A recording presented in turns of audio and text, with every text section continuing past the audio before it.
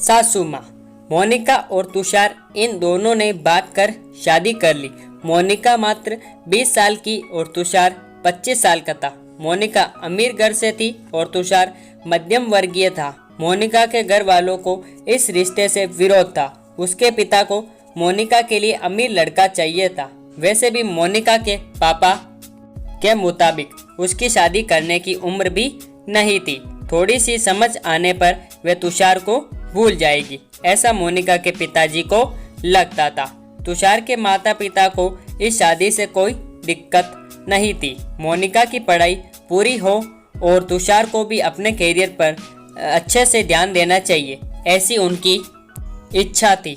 बाद में वक्त आने पर वे मोनिका के माँ पापा से बात करेंगे, ऐसा उन्होंने तुषार को बोला था।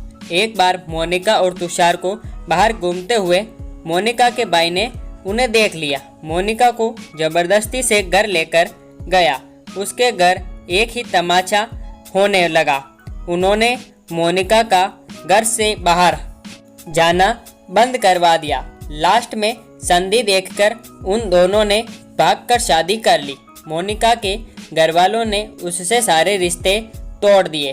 तुम कभी भी खुश नहीं रहोगी, ऐसे उसकी बद्दुआ दी। तुषार के घर वालों को उनका विरोध नहीं था, पर उन दोनों ने लिया हुआ निर्णय उसके माँ पापा को पसंद नहीं आया।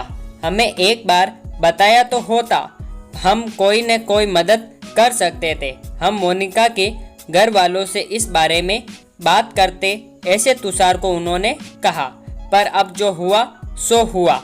उन्होंने मोनिका को बहू के रूप में स्वीकार किया।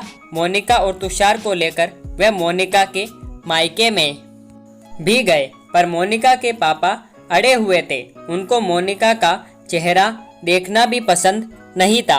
पापा के खिलाफ जाने में माँ की हिम्मत नहीं हो रही थी। मोनिका के लिए अब मायका पूरी तरह से छूट गया था। धीरे धीरे मोनिका का तुषार के घर में मन लगने लगा।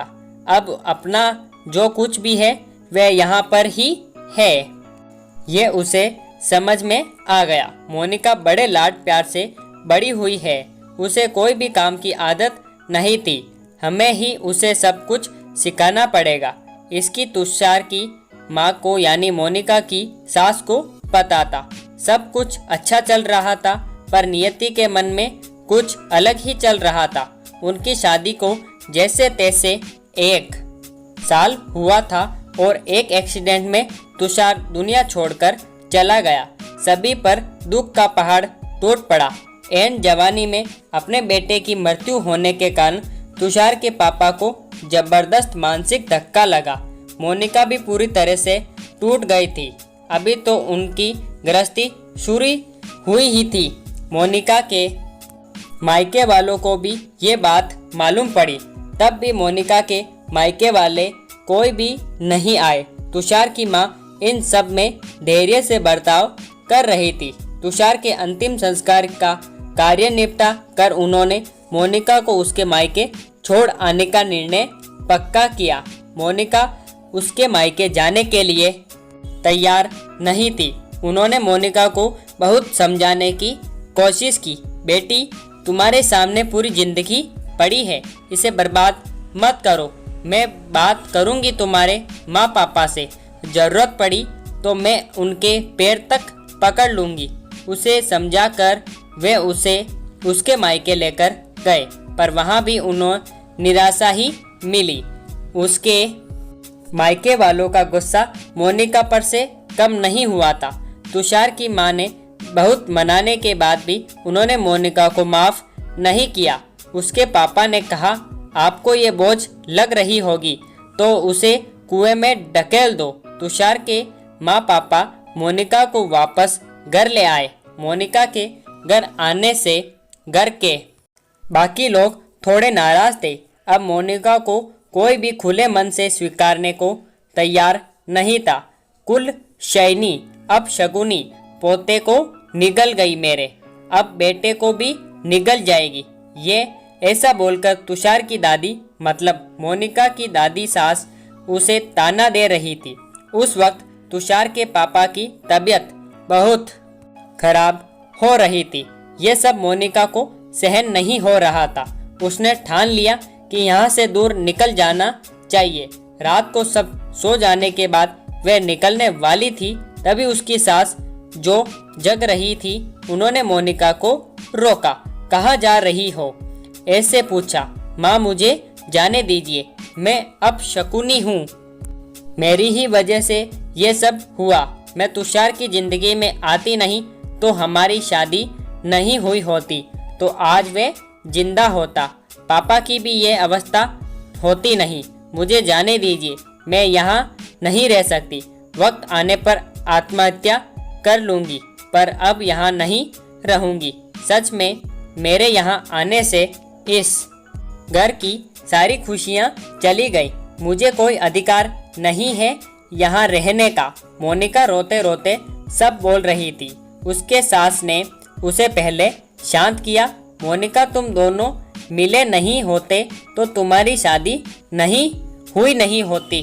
तो उस दिन उस ट्रक ड्राइवर ने नशे में गाड़ी नहीं चलाई होती, तो रास्ते पर लोगों ने तुषार को वक्त पर हॉस्पिटल में ले गए होते। तो बहुत तो है बेटा, और अब वक्त निकल गया है इन सब बातों का विचार करने का। तुषार तो मेरा बेटा था। मेरी क्या अवस्था हुई होगी इन सब में? एक बार तो विचार किया क्या तुमने? वे तो चला गया और अब तुम भी छोड़कर चली जाओगी मुझे। मोनिका, तुम मुझ पर बोझ थी, इसलिए मैं तुम्हें तुम्हारे मायके छोड़ने नहीं गई थी। तुम्हारे सामने पूरी जिंदगी है। किसी के चले जाने से हम जीना तो नहीं छोड़ सकते। यहाँ से ज़्यादा तुम वहाँ पर खुश रहोगी, क्योंकि यहाँ तुषार की यादें तुम्हें हमेशा दुख देंगी। ऐसे में सोचती थी, पर जाने दो, जो हुआ सो हुआ। अब तुम तुम्हारी पढ़ाई पूरी करोगी।